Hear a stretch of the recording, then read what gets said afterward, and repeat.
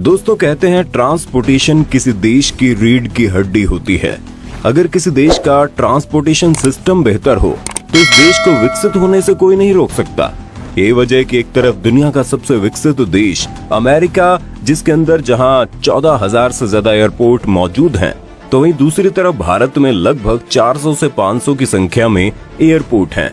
इसलिए दुनिया का हर देश अपने आप को विकसित करने के लिए ट्रांसपोर्टेशन पर अपना पूरा फोकस लगाए हुए है और उन्हीं देशों में से एक इंडिया और यूएई।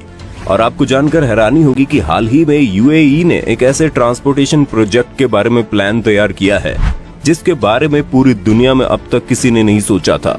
जिस ट्रेन को आप पटरियों के ऊपर दौड़ते हुए देखते हैं, यूएई अब उसी ट्रेन को समुद्र के रास्ते से लगभग 2000 किलोमीटर दूर भारत तक पहुंचाना चाहता है, और वो भी समुद्र के भीतर से।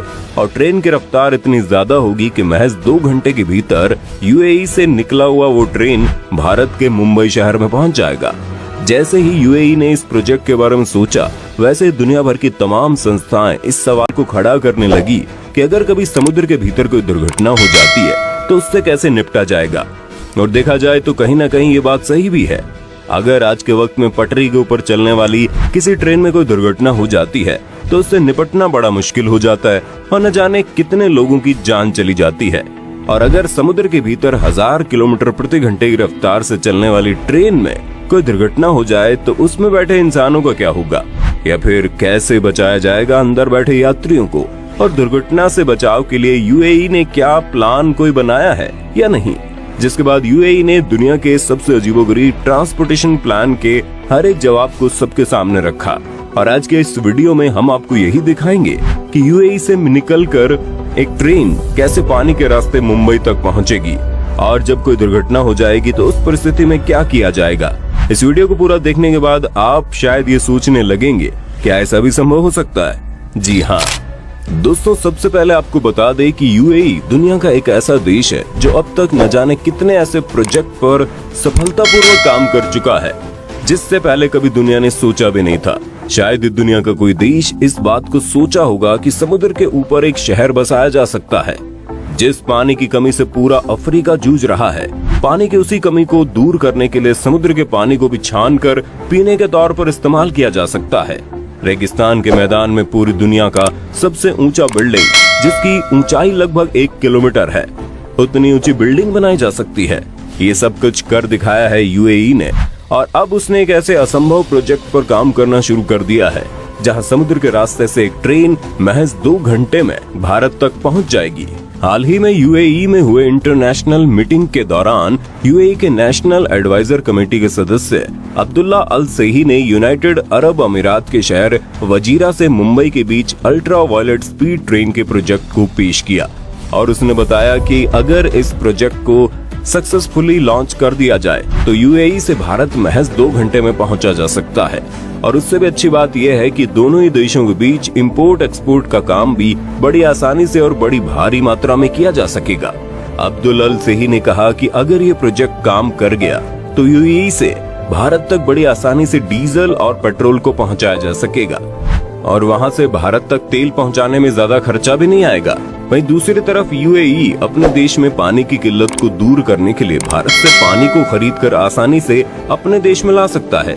अब यहाँ ध्यान देने वाली बात यह है कि अगर आसानी से वहाँ से तेल जहाँ तक भारी मात्रा में पहुँच जाएगा तो भारत में डीजल और पेट्रोल के दाम में भारी गिरावट आएगी, क्योंकि इस वक्त पेट्रोल और डीजल को यूएसए भारत में लाने के लिए बड़े बड़े जहाजों का इस्तेमाल करती है, जिससे बहुत ही ज्यादा खर्चा होता है। लेकिन इस ट्रेन के माध्यम से लाखों लीटर पेट्रोल और डीजल को महज 2 घंटे के भीतर भारत तक पहुंचाया जा सकता है।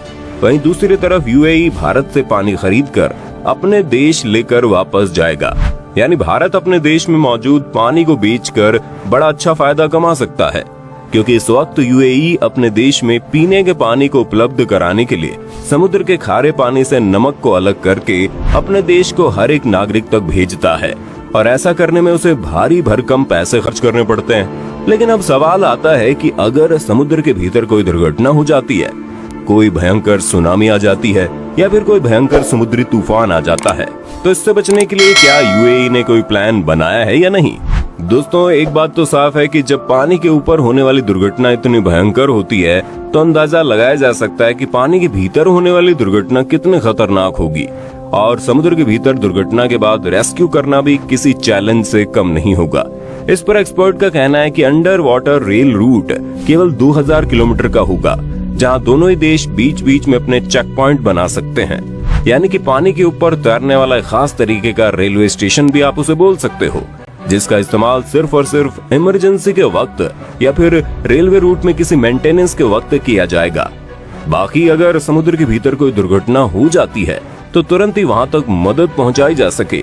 वहीं इस प्रोजेक्ट पर काम करने वाले इंजीनियर्स का कहना है कि इस अजीबोगरीब रेलवे रूट का इस्तेमाल सबसे पहले तो सामान की ढुलाई के लिए ही किया जाएगा। यानी दोनों ही देश एक दूसरे से जो भी इंपोर्ट एक्सपोर्ट करना चाहते हैं, सिर्फ उन्हीं चीजों के लिए पहले इन रेलवे रूट का इस्तेमाल करेंगे। और जब सब कुछ अच्छे से हो जाएगा तो उसके बाद पैसेंजर को एक देश से दूसरे देश में आसानी से पहुंचा देंगे।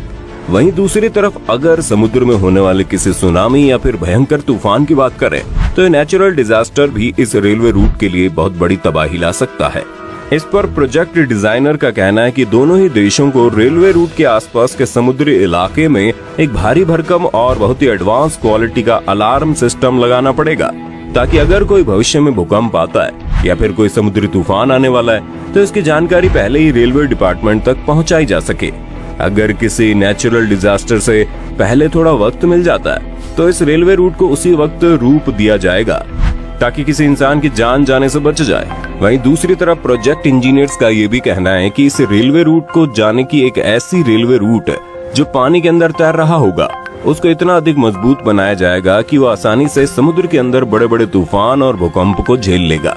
खैर, ये बातें सुनने में भले अजीब लग रही हो, लेकिन यूनाइटेड अरब अमीरात एक ऐसा देश है जो किसी भी कल्पना को वास्तविकता में बदलने की ताकत रखता है। अब आप सोच रहे होंगे कि दोनों ही देशों के बीच जब ट्रांसपोर्टेशन के लिए हवाई जहाज आसानी से मौजूद है तो फिर इतना रिस्क लेकर समुद्र के भीतर रेलवे रूट बनाने की क्या जरूरत। तो दोस्तों, आपको बता दें, हवाई जहाज से एक दूसरे से दूसरे देश में एक वक्त में लगभग 200 से 250 पैसेंजर को पहुंचाया जा सकता है। तो वहीं दूसरी तरफ हवाई जहाज से किसी सामान की ढुलाई करना, यानी किसी सामान को एक जगह से दूसरी जगह पहुंचाना बहुत महंगा साबित होता है। लेकिन रेल एक ऐसा साधन है जिससे एक ही वक्त में कई सौ पैसेंजर्स, यानी एक हवाई जहाज से कई गुना ज्यादा पैसेंजर्स को एक ही वक्त में एक जगह से दूसरी जगह पहुंचा सकते हैं। और रेलवे के अंदर सामान को भरने की क्षमता हवाई जहाज से 100 गुना ज्यादा होती है। आपको जानकर हैरानी होगी कि इस वक्त भारत और यूएई के बीच जितने भी इंपोर्ट एक्सपोर्ट होते हैं, उनमें से अधिकतर पानी के जहाजों द्वारा ही होते हैं। पानी के बड़े बड़े जहाजों की औसत रफ्तार 30 किलोमीटर प्रति घंटा से 40 किलोमीटर प्रति घंटा होती है। ऐसे में किसी सामान को भारत से अरब पहुंचाना या फिर यूएई से भारत तक लाने में कई सप्ताह का वक्त लग जाता है। लेकिन अगर इस प्रोजेक्ट को सफलतापूर्वक तैयार कर लिया जाए तो हजारों टन सामान को महज 2 घंटे के भीतर यूनाइटेड अरब अमीरात से भारत तक लाया जा सकता है और भारत से वहां तक पहुंचाया जा सकता है। आपको जानकर हैरानी होगी, इस रेलवे रूट के द्वारा भारत तक लाने वाले सामान का खर्चा 60% से ज्यादा कम हो जाएगा। ये वजह है कि दोनों ही देश इस प्रोजेक्ट को तैयार करने की जी तोड़ मेहनत कर रहे हैं।